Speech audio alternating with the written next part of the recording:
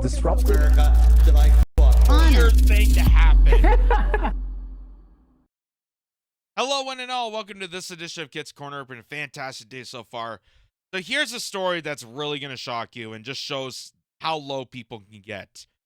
Because this came out in The Guardian. It says Trump VP contender Kristi Noem writes of killing dog and goat in a new book that came out. South Dakota governor includes bloody tale in campaign volume and admits a better politician wouldn't tell the story here. Do you think? You're trying to win the hearts of individuals and you write about how you apparently killed your dog and goat in a book that's supposed to growl up support for campaign contributions? You think? Really? So anyway, it goes into this. In 1952, as a Republican candidate for vice president, Richard Nixon stirred criticism by admitting receiving a dog Checkers as a political gift. In 2012, as a Republican presidential nominee, Mitt Romney was pillared for tying a dog, Seamus, to a roof of a family car for a cross-country trip. I didn't even know about that. Wow. That's the National Lampoonery kind of horrific incident. Wow. Like, I get that he's Mormon and Mormons have big families and maybe the family station wagon didn't have enough room, but come on. You can't put the dog on a kid's lap. You can't put it on, can't put a pillow somewhere. Really, the roof of a car. Who the hell does that?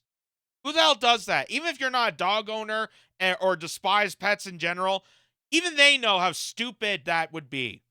They know how ludicrous and insane that would be to tie a dog to the roof of a car and how catastrophic that is. But now in 2024, Kristi Noem, a strong contender to be named running mate to Donald Trump, the presumptive Republican nominee, has managed to go one further by admitting killing a dog of her own. Cricket was a wire-haired pointer about 14 months old. So a puppy, like 14 months old, that's pretty much considered a puppy at that point.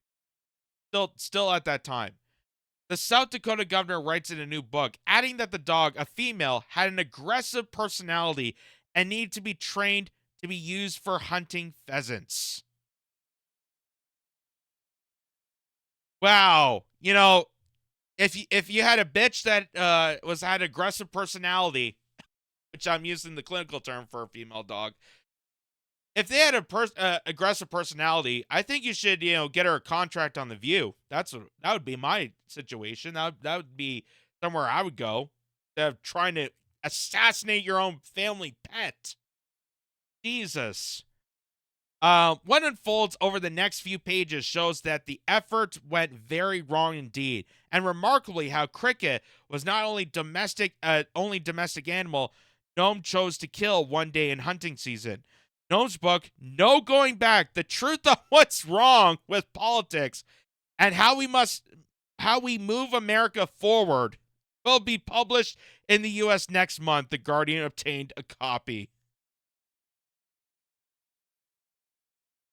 Oh, God, this story just gets even more insane. Like other aspirants to being Trump's second vice president who have ventured into print, Noem offers readers a mixture of autobiography, policy prescriptions, and political incentives aimed at Democrats and other enemies, all of it in raw material for speeches on the campaign stump. She includes her story about the ill-fated Cricket, she says, to illustrate her willingness in politics as well as in South Dakota life to do anything difficult, messy, and ugly if simply needs to be done. What kind of psychopathic old yeller shit are we getting into? By the way, I feel like her saying that this is a difficult decision, like, it's kind of like an oxymoron because you're killing off your pet. You couldn't handle it. You couldn't handle it, so you took the easy decision to put a bullet in its head. That's not the difficult part of it. The difficult part would be actually trying to train the dog, actually making it a responsible, being a responsible pet owner, and train your dog properly and accordingly. That would be the difficult, ugly mess. By taking Cricket on a pheasant hunt with older dogs, Noem says she hoped to calm the young dog down and begin to teach her how to behave. Unfortunately, Cricket ruined the hunt, going out of her mind with excitement, chasing all the birds and having the time of her life. Well, again, 14 months old. She's a puppy. You ever dealt with little kids? They're chaotic. They scream, they cry, they yell. They're kids. They're little tiny kids. They don't know better. That's why you got to train them. That's why you got to be the parent. You actually got to take responsibility for your animals the same way you take responsibility for her kids. Which, if she's willing to do this to her own family pets, I'm really, really, really anxiously concerned of what she does with her kids. Like, if her kids misbehave, what direction does she take? Noem describes calling Cricket, then using an electric collar to attempt to bring her under control. Nothing worked. Then on her way home after the hunt, as Noem stopped to talk to local family, Cricket escaped Noem's truck and attacked the family's chickens, grabbing one chicken at a time, crunching it to death with one bite, then dropping it to attack another. Cricket, the untrainable dog, Noem writes, behaved like a trained assassin. Well, isn't that what you want in a hunting dog? A trained assassin? You just stated that it's untrainable, but you trained it to attack livestock. You want a pheasant hunting dog, and you got a dog that was attacking chickens. It's just the wrong animal.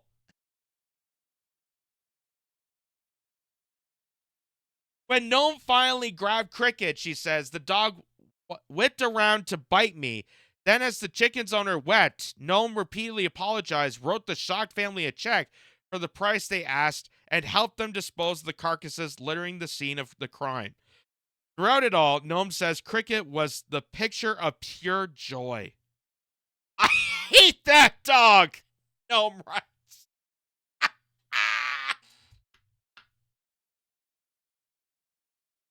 Oh my god.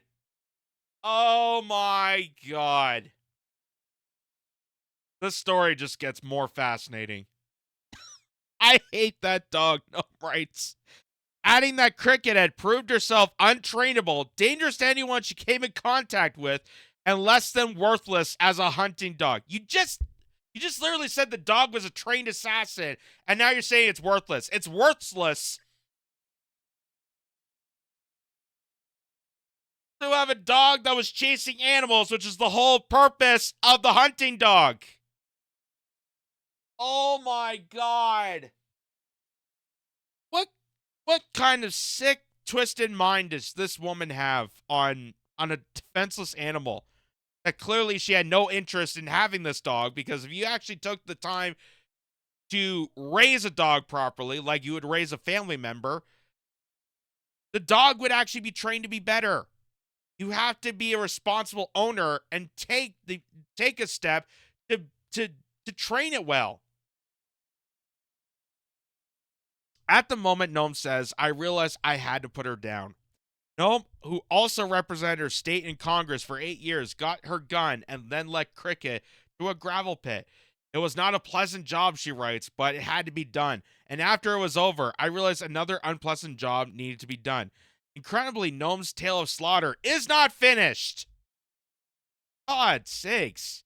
Her family, she writes, also had a male goat that was nasty and mean because it had not been castrated. Holy shit. Oh my god. Please. Please. If anyone knows any contacts at like Lifetime or any of those like Crime Syndicate movie channels, please pitch them this idea. Pitch them the idea that a person in politics that's trying to gain up contributions and campaign support openly admits to killing two of her family animals. Because that would be a great story to sell to Hollywood. Holy crap. Uh, Furthermore, the goats smelled disgusting, musky, and rancid, and loved to chase Noam's children, knocking them down and ruining their clothes. Noam decided to kill the unnamed goat the same way she had just killed Cricket the dog. But though she dragged him to a gravel pit, the goat jumped as she shot and therefore survived the wound. Noam says she went back to her truck, received another shell, then hurried back to the gravel pit and put him down. At that point, Noam writes, she realized the construction crew had watched her kill both animals. Oh my god, this is like a mafia film now. Oh my god, I just killed 2 animals and people are watching, so now I gotta do something with this construction crew. Ugh. They startled workers swiftly got back to work, she writes, only for a school bus to arrive and drop off Noam's children. Wow. My God. Kenny looked around confused. Noam writes of her daughter, who asked, hey, where's Cricket? On Friday, reaction to the news of Noam's description of killing her dog and her goat included satire.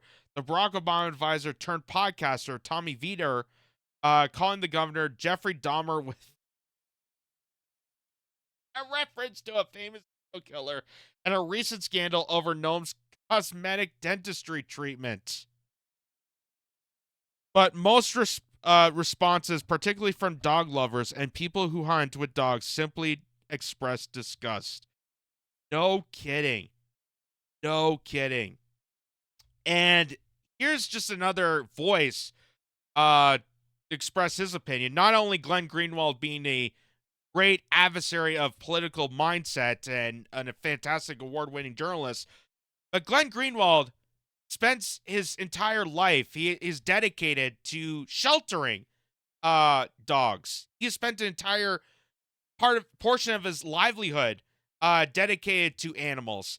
And he states that, and now you have the pathetic attention whores who have never once shown bravery or moral courage, thinking it finally makes them tough to say how aroused they are by shooting up puppies. Noam herself boasts, I am being too politically incorrect for you, weak, broken people. And thank you to Glenn Greenwald for being that voice for something that I've been thinking for the past while now, that all these people in politics, all these, if you think celebrities are attention-seeking whores, it's no candle to politicians. Like, you look at AOC, you look at the Squad, you look at Chuck Schumer, you look at Nancy Pelosi, you look at anybody in the Senate, in the House, anyone in politics. There's a certain type of mindset, there's a certain type of personality that ventures into that industry, and those type of people are exactly what Glenn Greenwald is pointing out here. They're pathetic. They're attention-seeking morons. They suck in to they're ego fragile. So they have to be praised constantly by lobby groups. They have to be funneled in to say that they're doing a good job. You look at AOC, for example. AOC, who at one point, when she first started a campaign, I got fooled into the fact that maybe she was going to bring change. But all she is asserting herself on social media to get validation from her followers, saying that, look at me, I'm making change, I'm making things happen. But it really doesn't give a shit about policy. Doesn't really give a shit about the action that this represents. AOC will talk extensively about how Palestine needs to be liberated and how Israel is attacking the people of Gaza and it's a horrific genocide. She'll spend hours on social media telling people that, getting the attention, getting the validation from her followers. But when it actually comes to the response to do anything about what she's saying, she completely caves and falls. And she does the exact opposite of what she preaches. So that's the kind of person and persona that goes into a profession like this. If all you are is a ego fragile, narcissistic, pathetic attention whore, if you will, then politics is definitely in the right direction for you, because that's all these people are. That's all these people are. Their mindset is completely corrupted, and that's why they bring these people in. They mold them and indoctrinate them into that persona, and they champion them as being leaders, as being representatives for the public. So Glenn Greenwald, of course, this came in response to what Michael Knowles said about the book. He said, unpopular opinion, this story makes me like and respect her more. And I just gotta take a moment to think how ballsy a statement that is, coming from a pro-life Christian conservative. Like, for Michael Knowles to say that he likes the idea that this woman basically became a serial killer for two of her pets that she couldn't take control because she didn't have the patience and responsibility to train her dogs to train them to be more obedient when it came to being a hunting dog. And he praises that as such a great idea. It's just unfathomable, the kind of mindset that Michael Knowles is projecting here. Like, you praise about being a pro-life conservative, being of Christian values, and here you are praising a politician that shot down two of her animals right before her kids got off the bus, and the kids are concerned about where the animals went to. You had construction crews next to them and frantic, seeing this woman shoot her dog and a goat that she raised as one of her family members. And like I said, if she's willing to do that to pets, I'm very concerned of what she does to people. I'm very concerned. Because if you think a dog is already a handful enough, imagine a child. A child. Which, it's hard. It's hard to raise children. It's not easy. It's not a cakewalk. They talk back. They give you sass. They take money from you. They may hit you. They may cause physical harm to you. I have seen all types of kids that have done that. And if this is the response you give to a defenseless animal like your family dog and a goat, what kind of response does that send to people? What kind of mindset does that send to people when it comes to your children? So that is just horrific. That's absolutely horrific. And so deviant, so horrific, so dark. Like I said, if anyone knows anyone in Hollywood, Lifetime, Hallmark, whatever those, TV movie stations, I bet you could sell this in an instant. That is just so painful and so blood-curdling insane that this would definitely be made into a Hollywood movie. Just absolutely crazy.